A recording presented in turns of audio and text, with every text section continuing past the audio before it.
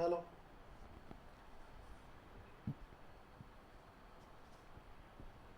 आज के इस सेशन में सभी विद्यार्थियों का हार्दिक स्वागत और अभिनंदन। मैं संदीप शर्मा, व्याख्याता वाणिज्य। हम चर्चा कर रहे हैं 12वीं अकाउंटेंसी में पार्टनरशिप बुक्स, उसका जो पहला चैप्टर हम लेके चल रहे हैं। आज हम कंटिन्यू जो उसका पार्ट है, जो 6 नंबर पार्ट है, वो लेके आए हैं। पिछले 5 पार्ट में हमने पार्टनरशिप की जो महत्वपूर्ण बारीकियां, जो एक सामान्य परिचय के रूप में हम देखते हैं, उस पर लगातार हमने चर्चा की है। निश्चित रूप से जो विद्यार्थी हमारे साथ जुड़ रहे हैं उनको एग्ज़ाम में बहुत ही फ़ायदा मिलने वाला है। उनके मन में एक क्वेश्चन होगा कि एग्ज़ाम में अभी तो बहुत ही समय है, लेकिन अगर समय रहते हुए अगर कोई काम हम कर लेते हैं तो हमारी बड़ी जीत है वो हो सकती है। अगर हमारे पास समय है तो उस समय का सदुपयोग करते हुए हम अभी से तैयारियों में लग जाते हैं तो हमारे बढ़िया नंबर है वो आ सकते हैं। क्योंकि आप समय का इंतज़ार कर सकते हो, लेकिन समय है वो कभी भी आपका इंतज़ार नहीं करेगा। और अभी आपने पढ़ाई स्टार्ट नहीं की है तो उसका नुकसान आपको होगा। क्यों होगा? क्योंकि अब आप नहीं पढ़ोगे तो बाद में जब आपके सर पर एग्ज़ाम आ जाएगी, पहला टेस्ट आ जाएगा, दूसरा टेस्ट आ जाएगा, हाफ ईयरली एग्ज़ाम आ जाएगी, फिर आपका थर्ड टेस्ट आ जाएगा, एनुअल एग्ज़ाम आ जाएगी, और यहाँ तक आप तैयारी नहीं करोगे तो आप पर जो प्रेशर है वो लगातार बढ़ता जाएगा।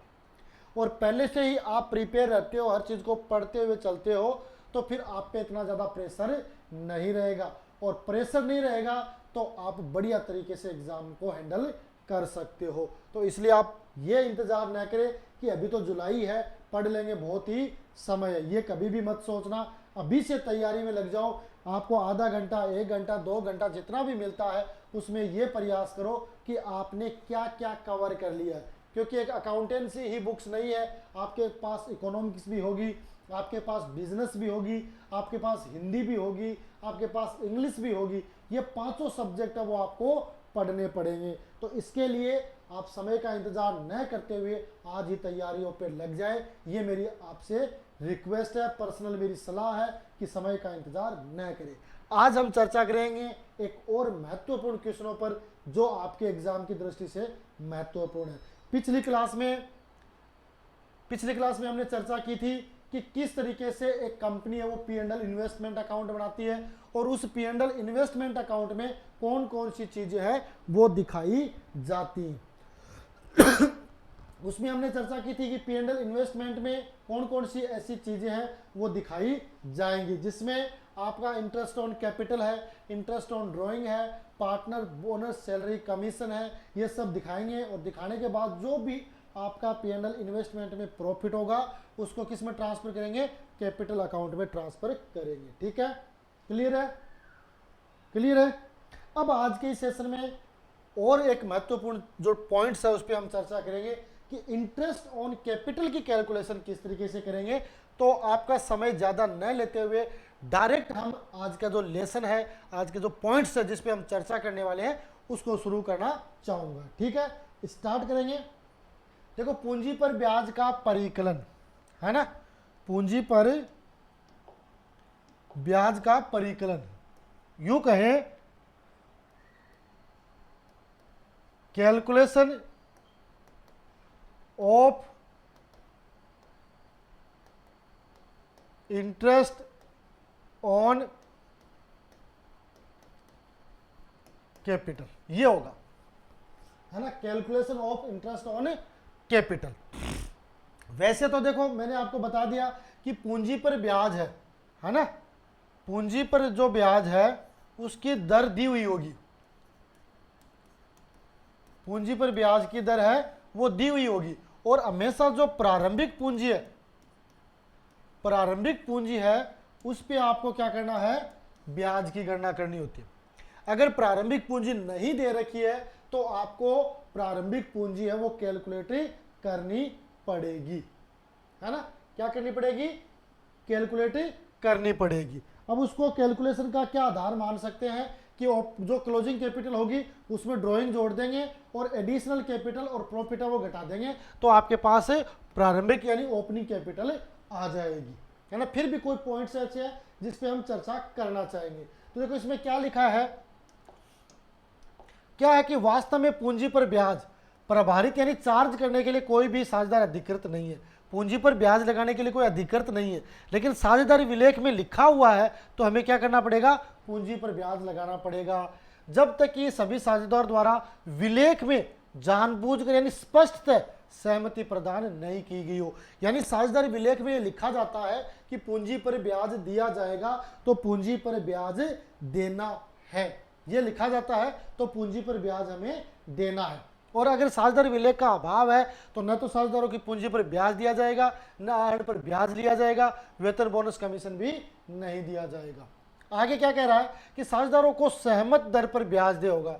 सहमत यानी जो साझेदारी विलेख में लिखा जाएगा वही ब्याज की दर होगी, है ना, जिसमें उस अवधि का उल्लेख होगा जिस अवधि के दौरान वो पूंजी उपलब्ध करवाता है। अब इसके लिए दो परिस्थितियां हो सकती है। पहली कौन सी है कि जब साझेदार द्वारा असमान राशि की पूंजी की भागीदारी की जाए लेकिन लाभ की भागीदारी समान हो। यानी क्या करेंगे, पूंजी तो उनकी जैसे असमान है, पूंजी असमान है, कोई 80,000 लेके आता है, कोई लाख लेके आता है, कोई 1.5 लाख लेके आता है, ये पूंजी तो असमान है, लेकिन वो लाभ है वो क्या करते हैं, बराबर बराबर बांटते हैं। लाभ क्या करते हैं, बराबर, यानी लाभ की भागीदारी समान है। पूंजी असमान है लेकिन लाभ की भागीदारी असमान होगी, समान होगी, और पूंजी की भागीदारी असमान होगी। एक तो ये कंडीशन हो सकती है। दूसरी होती है पूंजी की भागीदारी समान हो परंतु लाभ की भागीदारी असमान हो। विपरीत हो गया कि पूंजी सब 50,000 50,000 50,000 लेके आ रहे हैं, लेकिन लाभ आनी है वो 3 2 1 में बांट रहे हैं, तो वहां पे क्या हो गया, पूंजी तो समान है लेकिन लाभ की भागीदारी है वो असमान है। ऐसी कंडीशन वहां पे अप्लाई होगी। तो ये कंडीशन भी आपको वहां पे देखने को मिल सकती है। यहां से वैसे एग्जाम में ऐसा कोई क्वेश्चन आने की संभावना न के बराबर है, लेकिन फिर भी आपके नॉलेज के लिए, क्योंकि मैंने आपको पहले ही बताया था कि उसमें 15 क्वेश्चन ऑब्जेक्टिव आएंगे, 7 क्वेश्चन है वो आपके जो रिक्स्थान वाले आए हैं, 10 क्वेश्चन है वो 1 लाइनर आए, तो वहां से छोटा क्वेश्चन है वो आपको देखने को मिल सकता है। ठीक है, और क्या दे रखा है, महत्वपूर्ण है कि जब दोनों ही वित्त वर्ष के दौरान पूंजी और अतिरिक्त का आहरण करते हैं, पूंजी पर ब्याज की दर का परिकलन है, जो परिकलन है वो निम्न अनुसार होगा। यानी वर्ष के दौरान पूंजी का लेके भी आते हैं और अतिरिक्त पूंजी का आहरण भी करते हैं। तो देखो इसमें क्या होगा, पहला पॉइंट यही होगा कि साझेदारों के पूंजी खाते के जो प्रारंभिक शेष है उस पर पूरे वर्ष पर ब्याज का परिकलन होगा। मैंने स्टार्टिंग में बता दिया कि अगर क्लोजिंग कैपिटल आपको दे रखी है तो उस पर ब्याज की गणना नहीं होगी, ओपनिंग कैपिटल पर होगी, और ओपनिंग कैपिटल नहीं दी हुई है तो आपको ओपनिंग कैपिटल कैलकुलेट करनी पड़ेगी। ठीक है, 2 नंबर पॉइंट क्या कहता है कि यदि वित्त वर्ष के दौरान किसी साझेदार द्वारा अतिरिक्त पूंजी लाई जाती है तो अतिरिक्त पूंजी पर ब्याज का परिकलन लाई गई तिथि से वर्ष के अंतिम दिन तक होगा। यानी बीच में जैसे मान लो कोई 1 अक्टूबर को पूंजी लेके आता है ना, तो 1 अक्टूबर से लेके आए तो 31 मार्च तक, है ना, उस पर ब्याज कैलकुलेट होगा। यानी अक्टूबर नवंबर दिसंबर जनवरी फरवरी मार्च 6 महीने का ब्याज लगेगा। अगर कब, जब वो वर्ष के बीच में, यानी बीच में पूंजी लेके आता है, तब आपको वहां क्या करना है, जिस तिथि को वो पूंजी लेके आता है वहां से लेकर वर्ष की अंतिम तिथि तक क्या करना है, ब्याज की गणना करनी है। ठीक है, तो ये तो हो गया पूंजी पर ब्याज की। तीसरा है पूंजी आहरण की दशा में पूंजी पर ब्याज की गणना इस प्रकार होगी। आहरण, है ना, क्या कर रहा है, देखो एक बार पूंजी लेके प्रवेश हुआ, फिर अतिरिक्त पूंजी लेके आया और फिर वापस निकाल रहा है, तो वहां पे क्या करना है कि वर्ष के प्रारंभ से प्रारंभिक पूंजी पर निकाली गई पूंजी की तिथि तक सर्वप्रथम आप ज्ञात जो ब्याज की राशि है वो ज्ञात करेंगे। इसके पश्चात जो कम हुई पूंजी है उस पर ब्याज की राशि ज्ञात करेंगे, और उसके बाद जो आहरित किया गया है, जो निवेशित पूंजी है, उस पर ब्याज की राशि है वो कैलकुलेट करेंगे और फिर उसको क्या करेंगे, जोड़ देंगे। ठीक है, तो इस तरीके से आपको कैलकुलेट करनी। मेरी बात समझ गए कि अगर आपको, पहली शर्त तो यही है कि ब्याज की गणना हमेशा प्रारंभिक पूंजी पे करनी है। प्रारंभिक पूंजी नहीं दे रखी है तो आपको प्रारंभिक पूंजी कैलकुलेट करनी होगी। अब दूसरी कंडीशन आती है कि एक बंदा है वो पहले पूंजी लेके आता है, फिर बीच में और पूंजी लेके आता है, फिर बीच में निकाल भी लेता है, तो वहाँ पे ब्याज की गणना कैसे करनी है, तो वहाँ पे पहले जितने दिन तक वो लेके आए तो पहली हो जाएगी, फिर अतिरिक्त पूंजी लेके आए वो उसमें जोड़ देंगे, फिर बाकी दिन के लिए हो जाए, फिर जहाँ पे निकालता है तो वापस लेस कर देंगे और फिर पूंजी पर ब्याज की गणना कर देंगे। ठीक है, इसको हम एक एग्जाम्पल के यानी क्वेश्चन के माध्यम से समझेंगे ताकि आपके मन में कोई भी डाउट नहीं रहे, सारे डाउट है वो क्लियर हो जाए, डाउट आपके मन में एक भी नहीं रहे। ठीक है, ये चीज मेरी समझ गए होंगे आप अच्छी तरीके से, समझ गए ना? तो नोट भी कर सकते हो, कोई दिक्कत वाली बात नहीं है, एक पेन और एक रजिस्टर चाहिए आपके हाथ में, आराम से इजीली आप इसको नोट कर सकते हो। दो डबल फायदे होंगे, हैंड राइटिंग भी सुधरेगी, चीज भी ज्यादा समझ में आएगी। ठीक है, बढ़े आगे। अब देखो एक उदाहरण आ गया अपने सामने, है ना, उसमें क्या कह रखा है कि सलोनी और सृष्टि एक फर्म में साझेदार है, उनका पूंजी खाता 1 अप्रैल 2015 को 2 लाख और 3 लाख है। 1 जुलाई 2015 को सलोनी 50,000 रुपये अतिरिक्त पूंजी और सृष्टि 60,000 रुपये अतिरिक्त पूंजी लेके आई है। कब लेके आई है? 1 जुलाई को, है ना। अपने निजी उपयोग हेतु सलोनी ने 1 अक्टूबर 2015 को 30,000 रुपये और सृष्टि ने 1 जनवरी 2016 को 15,000 रुपये आहरित किए। प्रति वर्ष 8% की दर से ब्याज अनुमत है। वित्त वर्ष 15-16 के दौरान दोनों साझेदारों की पूंजी पर देय राशि यानी पूंजी पर जो ब्याज की गणना है उसका कैलकुलेशन आपको करना है। ठीक है, बढ़े आगे।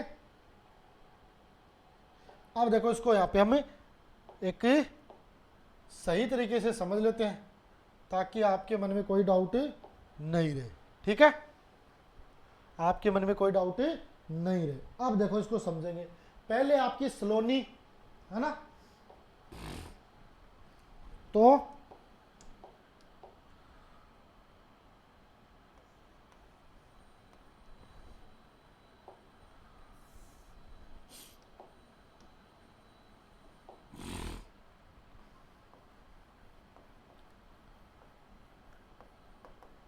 कैलकुलेशन ऑफ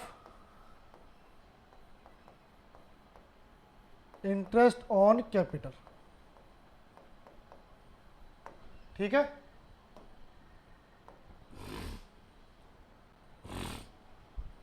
ठीक है,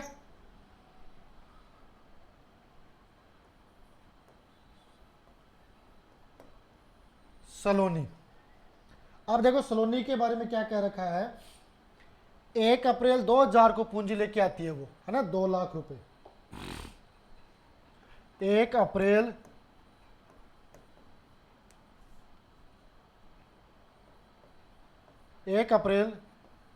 2015, है ना। अब इस पे पूंजी पर कितनी है, इसकी है 2 लाख। अब देखो कब तक, रेट अपनी 8%। ठीक है,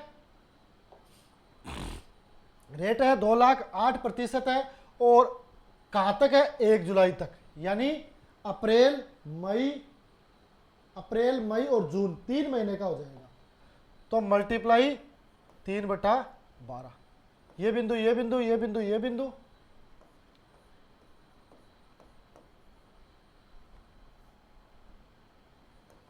दो, और ये कि 2000 को 2 से गुणा करेंगे तो 4000, यही आ रहा है क्या?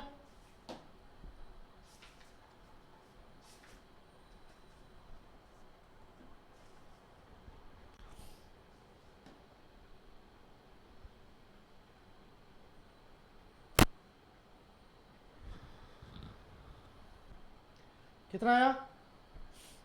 3 महीने के ब्याज के लिए 2 लाख पर 2 लाख मल्टीप्लाई 8/100 मल्टीप्लाई 3/12, 1 अप्रैल 2015 से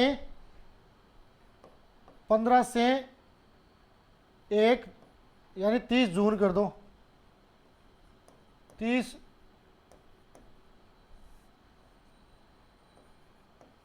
जून 2015, अप्रैल मई जून। ठीक है, 2 लाख है, ये दो बिंदु गई, और ये आपके 3 4 और ये 8, रेट 8% ही है क्या? 8% प्रतिवर्ष है।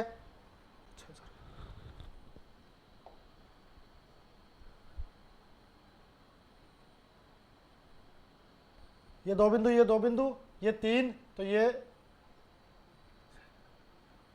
12 और ये 4 दूनी 8, 4000। फिर आपका आएगा 1 जुलाई 2015 से, अब कितने दिन के लिए है? 50,000, 1 जुलाई को 50,000 लेके आती है, तो 1 जुलाई से हो गया। और फिर कब निकालती है? 1 अक्टूबर, यानी 1 जुलाई से 1 अक्टूबर, तो यानी 1 जुलाई 2015 से 30 सितंबर 2015 तक। अब इसमें आपको क्या करना है कि भाई 2 लाख तो पहले उसके पास थे ही, प्लस 50,000 वो अतिरिक्त लेके आ गई, तो कितने हो गए? 2,50,000। अब इस पे मल्टीप्लाई 8/100। अब देख लो, जुलाई अगस्त सितंबर 3 महीने का ये हो गया।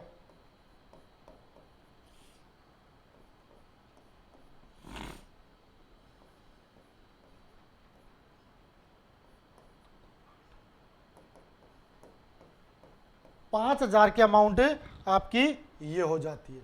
ठीक है, अब अगला आहरण कब कर रही है वो? अगला 1 अक्टूबर 2015 को वो क्या करती है? 30,000 रुपये निकाल लेती है।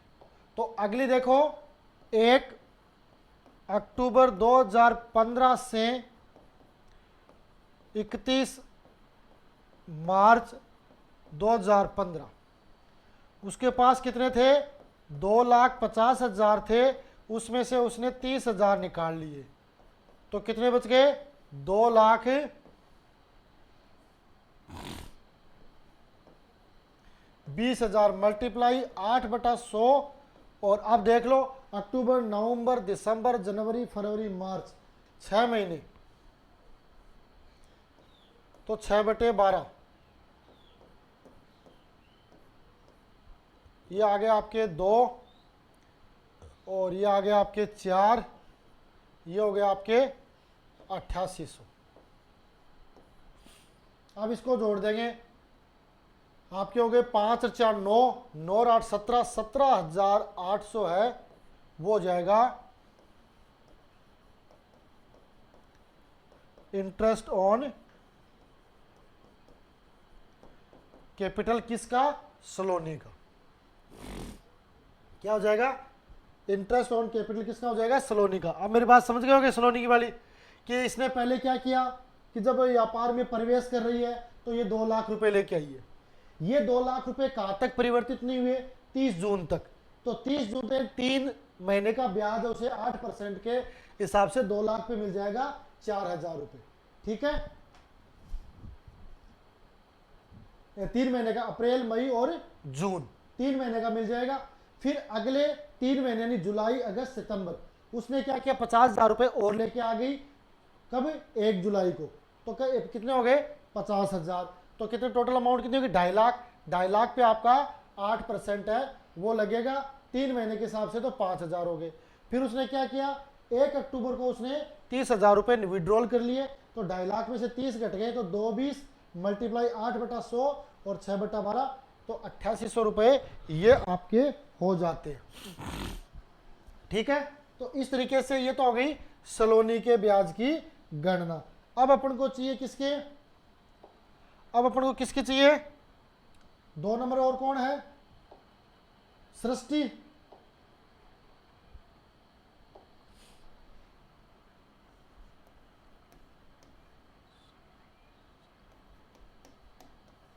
है ना? तो सृष्टि की देखो, पहली 1 अप्रैल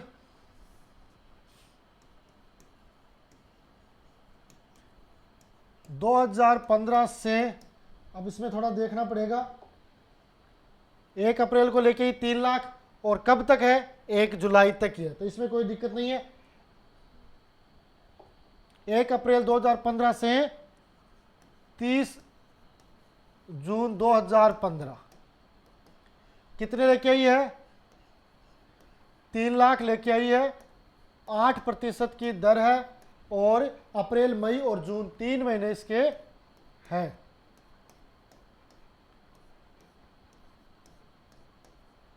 ये आ गया आप इसके 6000, ठीक है। फिर दूसरा ट्रांजैक्शन कब होता है इसका, दूसरा 1 जुलाई से फिर 1 जनवरी तक, है ना, यानी 31 दिसंबर।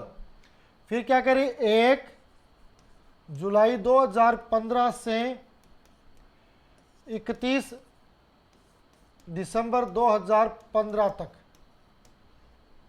पहले उसके पास कितने थे, 3 लाख थे।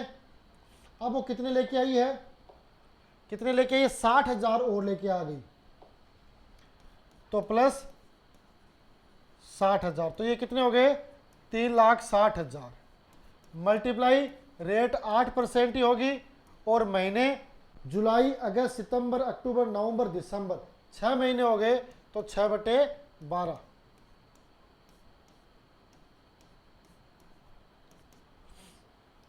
इसका टोटल कर दो, 3600 को गुणा कर दो 4 से, तो 0 0 फिर 0 फिर 6 चौके 24, 4 और 2 12 तो 14, यानी 14,400 आ गए। फिर है 1 जनवरी 2016 से 31 मार्च 2017, उसके पास थे कितने, 3,60,000 थे। उसमें से उसने विड्रॉल कितने किए हैं, विड्रॉल किए हैं 15,000 रुपये, तो ये बचेंगे आपके पास 3,45,000, 8/100 मल्टीप्लाई जनवरी फरवरी मार्च 3/12।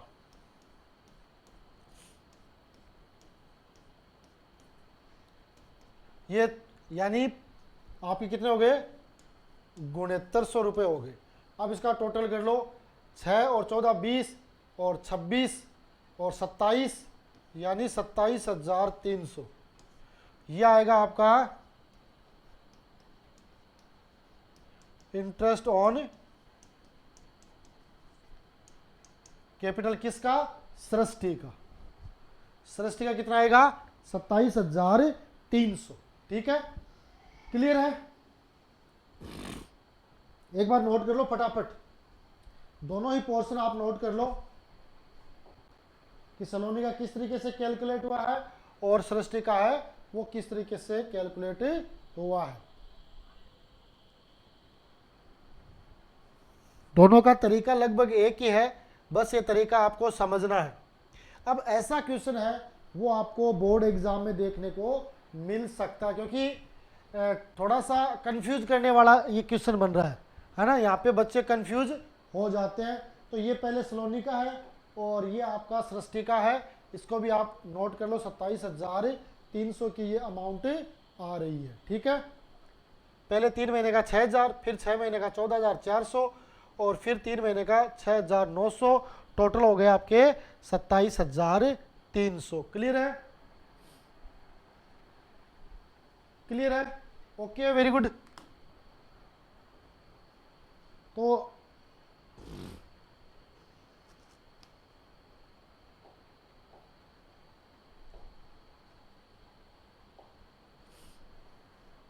तो आज के एक और शानदार और जानदार सेशन में हमने interest on capital related question करके इस चैप्टर को समझने का प्रयास किया है। निश्चित रूप से ये सारी चीज़ें हैं वो आपको समझ में भी आ रहे हैं और आप अच्छी तरीके से समझ भी रहे हैं।